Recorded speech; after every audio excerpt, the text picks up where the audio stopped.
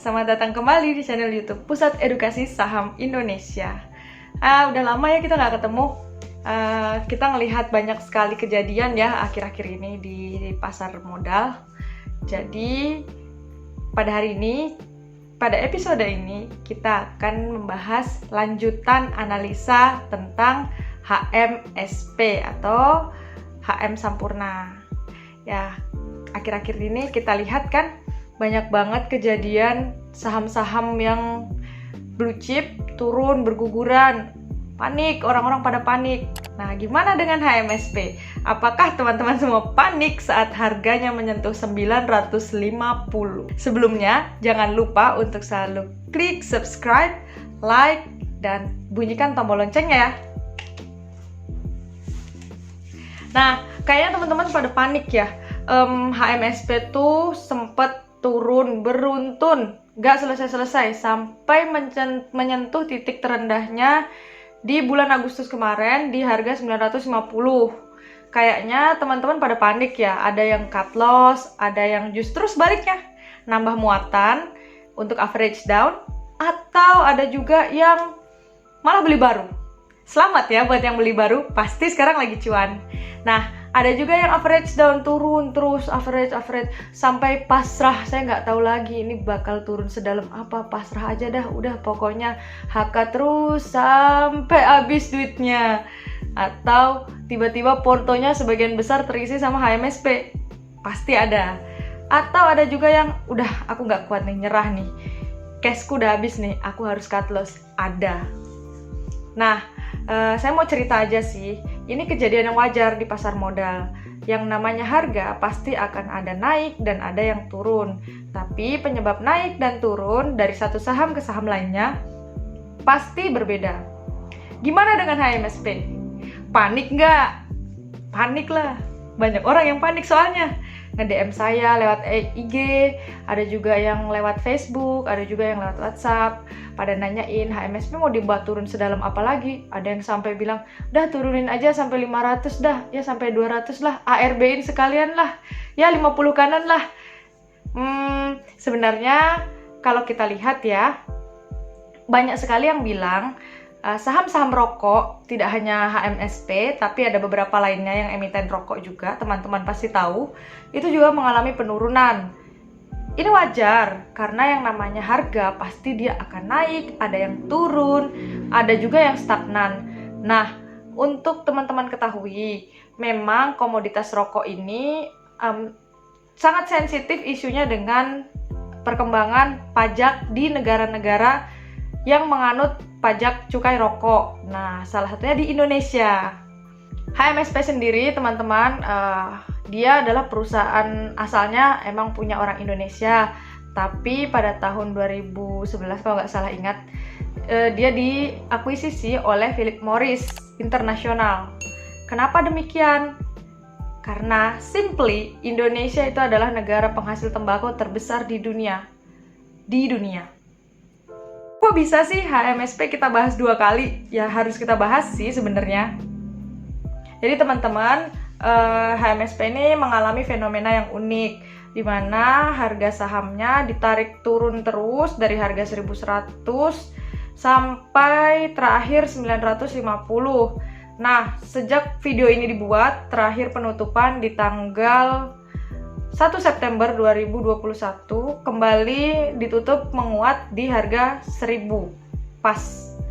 Nah, apa sih sebenarnya yang membuat HMSP ini naik dan turun harganya? Banyak juga loh yang panik di antara teman-teman semuanya ini yang nonton. Ada yang sampai cut loss karena mungkin tidak tahan ya atas kerugian yang ditanggungnya. Ada juga yang justru tambah muatan karena memanfaatkan momentum turun. Ada justru yang beli baru di harga rendah dengan akun yang baru. Nah, HMSP ini sebenarnya mengalami kejadian yang unik. Saya mau cerita aja ya, dulu HMSP tuh pada tahun awal-awal dia diakuisisi oleh Philip Morris International. Philip Morris itu sebenarnya mengincar Indonesia karena Indonesia memiliki sumber daya alam tembakau terbesar di dunia. Philip Morris International mengakuisisi HMSP dan memilih Indonesia simply karena Indonesia sebagai penghasil tembakau terbesar di dunia. Nah, dengan sumber daya yang tersedia sekian banyaknya, harapannya bisnis tembakau dan bisnis turunan dari tembakau, misalnya rokok, itu juga turut berkembang karena sumber daya alam yang tersedia melimpah. Karena HMSP ini emiten rokok, jadi orang tuh ketar-ketir ya ketika melihat perokok itu mulai berkurang, pajak rokok mulai naik tinggi, kemudian orang-orang mulai membatasi kegiatan merokok di tempat-tempat umum. Sebenarnya ini wajar terjadi, soalnya memang perkembangan lifestyle manusia itu semakin hari disinyalir semakin bersih, mulai dari cinta lingkungan dan mulai kembali hidup sehat, mengurangi toksik-toksik dari dalam diri, mengkonsumsi zat-zat antioksidan dan lainnya. Tentu saja dengan perubahan yang kayak tadi, orang-orang pasti berpikir, wah nanti gimana nih penjualan rokok HMSP bakal turun nih, wah gimana nih pajak cukai rokok naik, pasti bakal sulit nih untuk perusahaan-perusahaan yang bergerak di bidang rokok ini, hasilnya pasti bakal menurun, penjualannya, labanya, semua. Tentu, semua orang pasti khawatir itu. Tren ini sebenarnya udah lama terjadi di seluruh dunia di awal-awal milenium, yaitu di tahun 2000-an, di mana kota-kota besar sudah mulai memberlakukan area-area bebas rokok dan memberikan tempat-tempat khusus perokok. Dan bahkan ekstrimnya banyak perkantoran yang tidak menyediakan tempat merokok. Ini sengaja untuk menekan laju pertumbuhan para perokok. Nah, sayangnya ini tetap bisa disiasati oleh perusahaan-perusahaan rokok. Mereka tidak bisa menaikkan harga dengan sangat signifikan. Ya mungkin pelan-pelan akan terasa satu bungkus rokok dari yang 1 tahun dan 2 tahun sebelumnya itu mungkin terasa berbeda. Tapi untuk menyiasati hal tersebut, secara sederhana dalam logika ekonomi tuh, kalau tidak bisa menaikkan harga, maka memecah kuantitas menjadi lebih banyak supaya lebih terjangkau. Nah, kita lihat ya, dulu tuh rokok-rokok tuh kemasannya rata-rata standar dengan ukuran tertentu. Nah, sekarang semakin kesini kita lihat ada rokok-rokok yang semakin tipis, ada yang makin light bahan-bahannya dan sebagainya. Nah, Philip Morris International sendiri masuk mengakuisisi HM Sampurna dengan kepemilikan mencapai 99% sehingga menjadi PSP, pemegang saham pengendali. Nah, ini membuat value HMSP tiba-tiba meningkat. Pada saat itu, dengan masuknya modal besar HMSP, Philip Morris International ke HMSP, melihat dana yang masuk sangat besar, tentu saja ini akan mempengaruhi kinerja keuangan dari HM Sampurna, terutama pada likuiditasnya ya. Sampai saat itu, HM Sampurna berani membagikan dividen dari laba 100%-nya, belum termasuk capital gain yang dimilikinya. Selama 7 tahun berturut-turut sejak diakuisisi oleh Philip Morris International, HMSP benar-benar melambung tinggi harganya, naik sampai 500% harganya, mulai dari 7.000 sampai 35.000. Bayangkan, dengan masuknya Philip Morris International menjadi PSP di HM Sampurna, ini membantu likuiditas HM Sampurna menjadi sangat baik, sampai akhirnya dalam 7 tahun berturut-turut itu bisa menghasilkan break even point di luar capital gain. Dan pada saat itu HMSP bisa membagikan 100% labanya untuk bagi-bagi dividen. Bayangin, sebesar apa dana yang dimiliki mereka dalam 7 tahun bisa menghasilkan BEP dan 100% laba perusahaannya dibagikan dalam bentuk dividen. Belum termasuk capital gain yang dimilikinya dari kepemilikan saham sebelumnya, yang mengalami kenaikan dari Rp7.000 per lembar saham sampai ke Rp35.000 per lembar saham, sampai pernah mencapai Rp70.000-an per lembar saham. Itu rekor tertinggi harga HMSP. Karena dirasa kepemilikannya terlalu besar di HM Sampurna, ini menjadi tidak proporsional sahamnya dengan valuasinya. Pada akhirnya mengalami right issue. HM Sampurna mengalami right issue di tahun 2015. Harga yang sudah di right issue pun dengan tujuan untuk memperbanyak lembar saham yang beredar dan memperkecil kepemilikan. Jadi Philip Morris tuh jual kepemilikan saham dari yang 99% tadi melalui right issue. Itu saja kepemilikannya masih 92%, 92,5% di HM Sampurna. Bayangkan, berapa banyak kepemilikan Philip Morris International yang masih tersisa di sana. Itu sudah melalui right issue dan masih 92,5% ada di dalam HMSP. Belum selesai sampai di situ, belum selesai distribusi barang, sudah terjadi bencana alami yang mendunia seperti COVID. Tentu saja ini juga akan mempengaruhi penjualannya, performanya juga menjadi turun. Nah, tapi karena Philip Morris International ini adalah perusahaan tembakau dan menghasilkan produk-produk turunan tembakau lainnya sangat banyak hampir di seluruh negara di dunia ini, ada produknya Philip Morris International, terutama rokok ya yang paling terkenal. Nah, belum selesai karena COVID yang mempengaruhi kinerja bisnis dan juga kinerja keuangannya, masih ada lagi gejolak-gejolak dari seluruh dunia untuk menekan pengurangan konsumsi rokok. Sebenarnya ada juga tentang pajak, ada juga tentang isu-isu yang lainnya, tapi lebih kuat sekarang lagi banyak isu-isu di media yang beredar. Philip Morris International dilarang berjualan rokok di negara Inggris. Dalam 10 tahun ke depan, negara Inggris mewajibkan Philip Morris sudah bersih rokok konvensional yang mengeluarkan asap dan mengandung nikotin serta tembakau itu dilarang beredar secara total di Inggris. Nah, ini turut dong mempengaruhi ke semua negara-negara lain, kayak di Indonesia pada akhirnya menaikkan pajak rokok.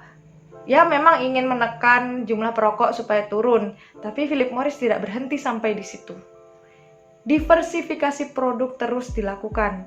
Nah, akhirnya sekarang Philip Morris menstatuskan, bisa dicek sendiri, beritanya ini valid. Philip Morris menstatuskan, ya memang semua orang akan menjalani hidup bebas rokok, tapi tidak bebas nikotin dan tembakau. Mereka akan tetap berupaya membuat produk-produk turunan atau produk modifikasi lainnya yang tetap mengandung dua bahan tadi. Yang sekarang kita lagi lihat ya, sudah banyak berkembang di negara Eropa dan beberapa di Jepang dan Amerika. Itu ada rokok elektrik yang dibuat oleh dibuat oleh Philip Morris International yang bernama IQOS. Tahukah teman-teman dari mana asal-asal tembakau itu? Dari Indonesia. Nah, sekarang di isu modern yang tadi saya sebutkan, Inggris melarang jualan rokok konvensional Philip Morris dalam 10 tahun ke depan. Karena tadi sentimen dari negara Inggris untuk mengurangi rokok konvensional, ini tidak membuat Philip Morris berhenti dalam inovasi bentuk rokok lainnya. Ultimatum yang dikeluarkan oleh Inggris tidak membuat Philip Morris berhenti menghasilkan produk rokok atau minimal menghasilkan produk-produk turunan lainnya yang tetap mengandung tembakau dan rokok, tapi tidak dalam bentuk rokok konvensional. Sekarang banyak berita yang beredar ya, Philip Morris mengakuisisi 2 perusahaan farmasi besar di dunia, yang salah satunya milik Inggris, satunya lagi milik Jerman. Philip Morris International mengakuisisi perusahaan farmasi bernama Fertin di Inggris. Fertin sendiri perusahaan farmasi yang bergerak di infrastruktur obat dan riset. Nah, jadi bayangin ya, semua obat, infrastruktur obat, dan riset tentang obat atau bahan kimia itu dipegang oleh Fertin di Inggris. Kemudian di Jerman, Philip Morris International mengakuisisi perusahaan farmasi bernama Vectura. Perusahaan farmasi Jerman yang namanya Vectura ini menghasilkan produk obat jadi. Nah, seperti misalnya inhaler dan lain-lain. Kalau kita lihat ya, sebenarnya inti utamanya, kata kunci kenapa orang-orang khawatir emiten yang bergerak di bidang rokok ini, kata kunci permasalahan dari emiten yang bergerak di rokok ini cuma satu. Tekanan kuantitas semakin tinggi, jadi produksi juga semakin berkurang. Sedangkan mau naikin harga lagi udah nggak mungkin. Mau naikin harga plus pajak, ya makin tinggi, makin gak ada orang mau merokok. Sebenarnya memang tujuannya emang orang biar nggak ngerokok. Tapi mana ada perusahaan yang ingin menghentikan bisnis menguntungkannya dengan mudah seperti itu? Tentu tidak, semua tidak akan dilakukan semudah itu. Salah satunya yang paling mungkin dilakukan oleh perusahaan-perusahaan besar apalagi yang udah berskala internasional. Mau tidak mau, suka tidak suka harus diversifikasi produk.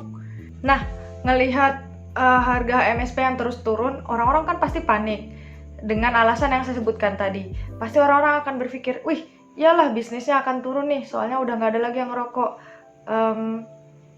Itu mungkin saja terjadi, orang tidak akan merokok asap konvensional, tapi bisa dalam bentuk yang modern dan lebih clean. Mungkin saja orang tidak akan merokok lagi dalam bentuk konvensional, tapi tidak dengan dalam bentuk modern.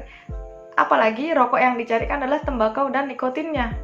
Nah, tapi kalau kita lihat ya, sekarang harga HM Sampurna nih turun sampai di harga 950, terakhir tutup sampai 1000. Jika kita ibaratkan ya, pada saat tahun 2015 harga HM Sampurna itu di harga 5.000. Dengan asumsi misalnya per 1.000 rupiah itu setara dengan 100 triliun. Saya mau pakai permisalan ya. Jika pada tahun 2015 harga HM Sampurna itu masih harga 5.000, anggaplah 5.000 pas. Per lembar sahamnya 1.000 dinilai setara dengan 100 triliun. Nah, bagaimana dengan harga 5.000? Berarti 500 triliun. Nah, jika harga itu turun terus sampai di harga 1.000 pas, berarti harganya turun sebanyak 4.000 rupiah. Nah, kalau notasinya misalnya 1.000 sama dengan 100 triliun, berarti berapa kerugian yang sudah ditanggung oleh Philip Morris International? Tentu saja dengan porsi 92,5% tadi kepemilikannya, dengan kerugian hampir 500 triliun di dalam sana, apakah mungkin perusahaan sebesar itu akan cut loss tiba-tiba seperti kita yang beli 1 juta 2 juta rupiah? Kan mungkin saja tidak, tapi akan melakukan tindakan-tindakan penyelamatan. Mungkin saja akan melakukan tindakan-tindakan penyelamatan lainnya. Secara ini adalah pertarungan bisnis. Dia juga tidak akan meninggalkan bisnis lama dia, dan juga tidak akan serta-merta membuat bisnis baru yang bukan di bidangnya. Terakhir, untuk teman-teman ingat ya, bisnis tidak ada yang benar-benar baru. Semuanya hanya kemasan yang baru dengan prinsip dan cara kerja yang sama. Seperti yang saya sebutkan tadi tentang cara kerja tembakau dan rokok. Pada dasarnya orang tetap ingin menikmati itu, tapi tidak dalam bentuk rokok konvensional lagi. Sekian pembahasan tentang HMSP Jilid 2. Semoga membuka wawasan teman-teman dan membuka pengetahuan baru ya. Jika ada pertanyaan, silahkan tulis di kolom komen. Bye-bye!